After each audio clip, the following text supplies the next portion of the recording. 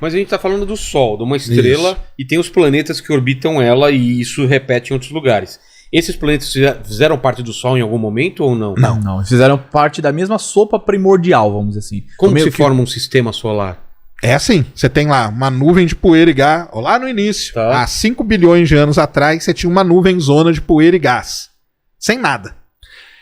Se você olhasse, você não veria nada. Você não vê nada. É assim, é transparente, né? Uma neblina. Nem isso. Nem isso. Não, muito tênue. Só que ela vai juntando aos pouquinhos, né? Aí perto do Sol, e hoje o pessoal já tem até mais ou menos a distância que isso aconteceu, teve uma explosão de supernova.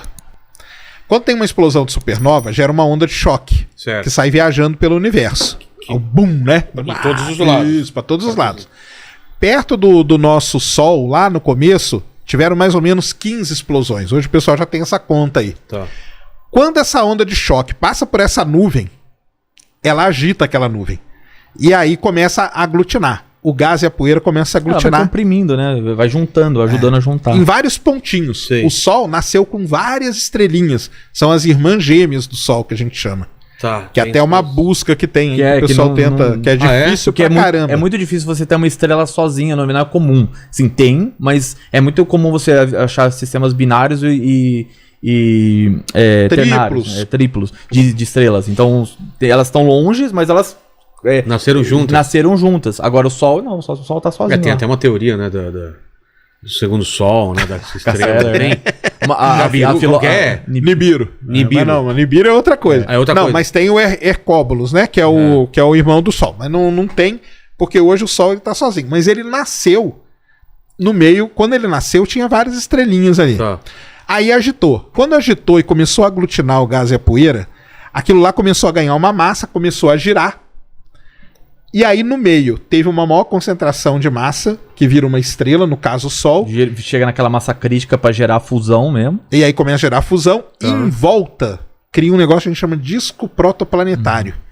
Que toda aquela poeira ali, um tanto daquela poeira da nuvem, aquela massa ali, ela pegou para ela. E deixou girando em volta dela.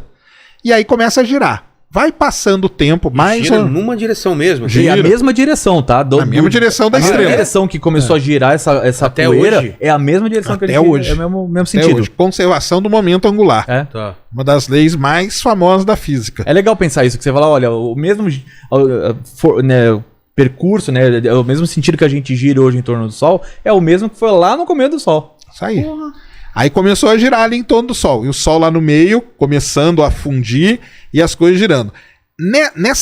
Nesse disco que estava girando aqui em volta, começam a acontecer aglutinações. Então, a mesma coisa. A mesma coisinha. Só que em pequenas ilhas, né? Que aí começa a formar. Mas aglutina por causa de gravidade?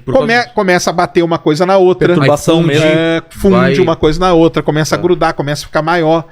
Cria o que a gente chama de planetesimal, que é a origem dos planetas. Também entre si, quebrando e fragmentando e se juntando também. E se juntando. Por causa que aí bate, forma. Quando você tem uma colisão muito forte, você tem um aumento de temperatura repentino. Aí ela vai lá e bate, né, esquenta e acaba juntando. A gente já viu vários exemplos de asteroides que são. Teve foi a Doc que passou, não foi? Que teve aquele que é o formatinho da batata.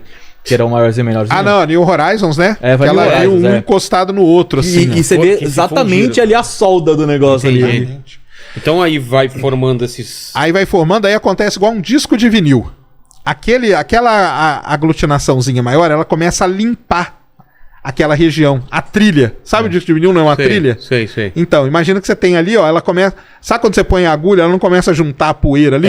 Então, exatamente isso começa a acontecer. Ela começa a limpar e cria uma trilha aonde está limpa, que é a futura órbita do planeta.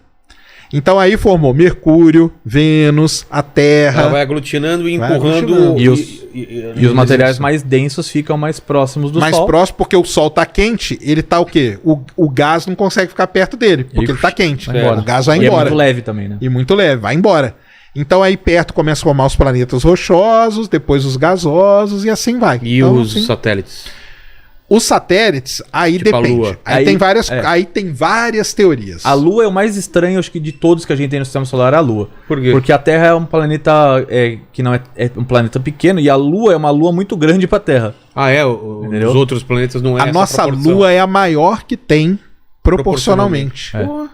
Ela é a quinta maior. Planeta. Você para pra pensar assim. Ela é muito. Aí ela como que forma. Então, aí que tá. Como que forma um satélite, né? A hipótese, tá, pessoal? Mais aceita hoje, antes que o pessoal fala que eu falei, a mais aceita é que lá, nesse momento que as coisas estavam girando e acontecendo e batendo, o sistema solar passou por um período, a gente chama período de grande bombardeamento. As coisas batiam muito e tal. Tinha muita coisa solta no caminho. Um objeto do tamanho de Marte, que a gente tem até um nome para ele, chama Theia, ele bateu na Terra. Mas aí tem que fazer um parênteses aqui, porque a Terra não era a Terra como a gente conhece hoje. Era como? A Terra era um oceano de magma, entendeu? Era uma rocha derretida. Tá. Quando esse objeto bateu, não tinha oceano, não tinha nada, cara. Tinha dinossauro, não tinha planta, nada. Não tinha... Absolutamente, era só rocha derretida. Um vulcão gigante. Tá. Quando esse objeto bateu, ele entrou, isso é o que a gente imagina, pessoal, ele entrou pela Terra e saiu, entendeu? Porque a Terra não era todo um negócio derretido. Tá. Então ele veio, bateu e saiu. Quando ele saiu, ele carregou um pedaço da Terra. Tá. E aí começou, esse pedaço que saiu era menor, começou a orbitar o corpo maior. E começou a limpar a órbita de novo. Começou a limpar a órbitazinha dele ali de novo. Mesmo processo. Mesmo processo. E formou a Lua. Entendi. Entendeu?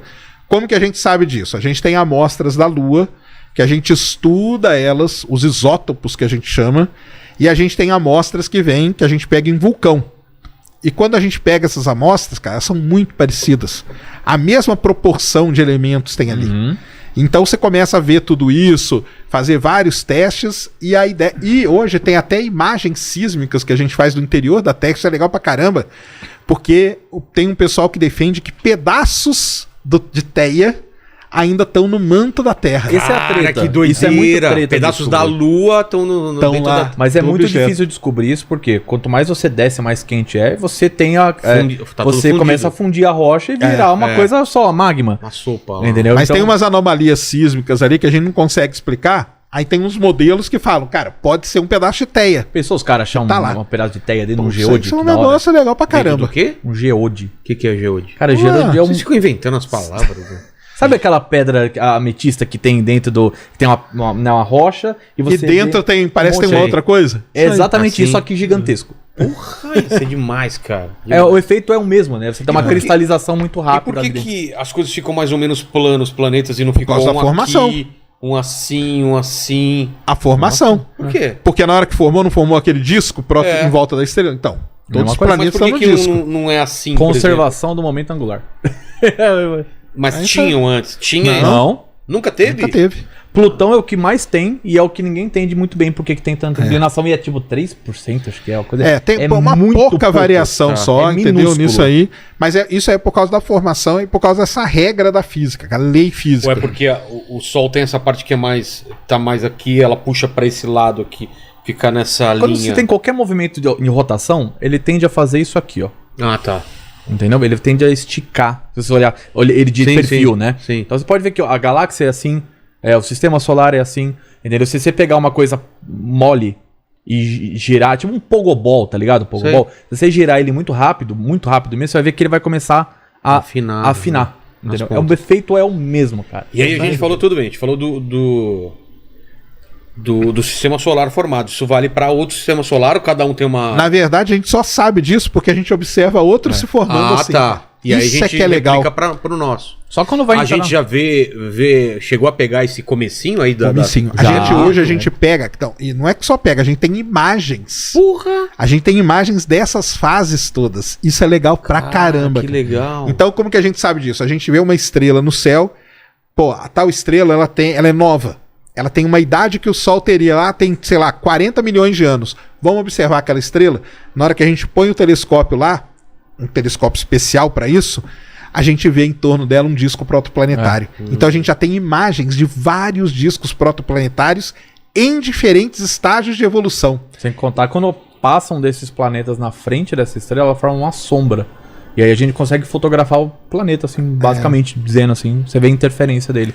E aí, com isso, a gente consegue montar essa timeline. Então eu tenho uma estrela que tem 20 milhões de anos e tem um disco de um jeito. Que 40 milhões de anos massas de outro jeito. Entendi. 50 milhões de anos, 70 milhões de anos, 100 milhões de anos. Então a gente tem a timeline inteirinha. E como que é esse disco ao redor de cada estrela. É como se você olhasse uma pessoa de 100 quilos, várias pessoas de 100 quilos de idades diferentes. Sei. Entendeu? Pra comparar da mesma maneira, entendeu? E o sistema solar, por exemplo, ele teve mais planetas e foi diminuindo até chegar no número que a gente tem.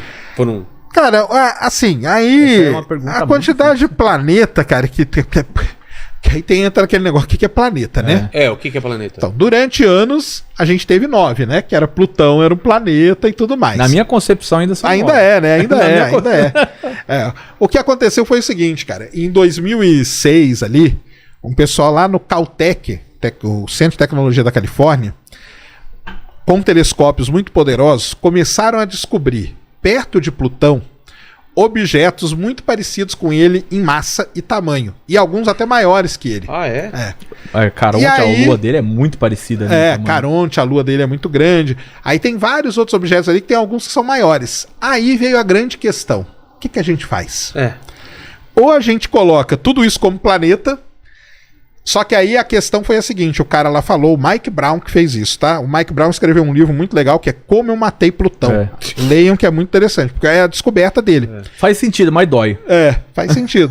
Porque ele chegou pro pessoal e falou assim, cara, eu não sei se a gente tem 5, 10 ou 30 mil desses objetos. Que é os transneptunianos, né? Que transneptunianos.